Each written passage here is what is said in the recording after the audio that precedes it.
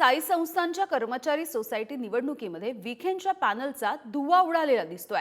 साई संस्थान कर्मचारी सोसायटीवरती परिवर्तन पॅनलची सत्ता आता आलेली आहे आणि सर्व 17 जागांवरती परिवर्तन पॅनलने आता दणदणीत विजय मिळवलेला दिसतोय।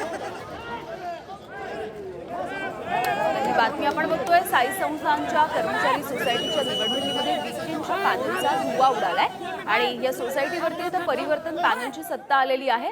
अधिक माहिती जाणून घेऊयात। प्रशांत शर्मा आमचे प्रतिनिधी आहेत आपल्यासोबत। प्रशांत, परिवर्तन पॅनलने 17 जागांवरती विजय मिळवलेला कळतो आहे आणि मोठं सेलिब्रेशन सुद्धा होत आहे। यामिनी बरोबर आहे, कारण की विखे पाटलांच्या होम पिचवर विखे पाटील समर्थकांची गेल्या 20 वर्षापासूनची जी कर्मचारी सोसायटीवर जी सत्ता होती ती एका कामगार नेत्याने विठ्ठल पवार यांनी ती उलथून लावलेली आहे। त्यामुळे साहजिकच हा जल्लोष मोठ्या प्रमाणात बघायला मिळतोय।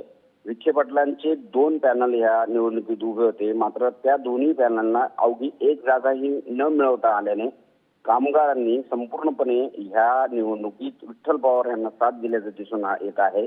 दुसरीकडे विखे विरोधकांनीही आमचा ह्या पॅनलला छुपा पाठिंबा होता, आतून आमचे यामध्ये अदृश्य हात होते।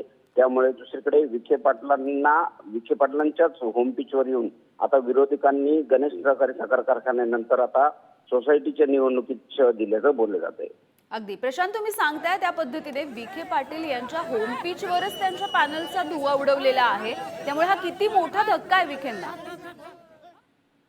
तसं बघितलं तर विखे पाटलांच्या मतदारसंघातील शिर्डी हे महत्वाचं ठिकाण आहे आणि शिर्डी साईबाबा संस्थांच्या कर्मचाऱ्यांची ही जी संस्था आहे, अवघे 1600 जरी या निवडणुकीत मतदार असले तरी मात्र या सोसायटीची उलाढाल जी आहे ती 150 कोटीच्या आसपास आहे। त्यामुळं एक मोठी संस्था ही मानली जाते आणि गणेश सहकारी साखर कारखान्यानंतर आता ह्याही संस्थेत विखे पाटलांच्या समर्थकांच्या हातून सत्ता जाणं हा विखे पाटलांना एक प्रकारे मोठा धक्का मानला जातो। अगदी धन्यवाद प्रशांत या सगळ्या अपडेटसाठी।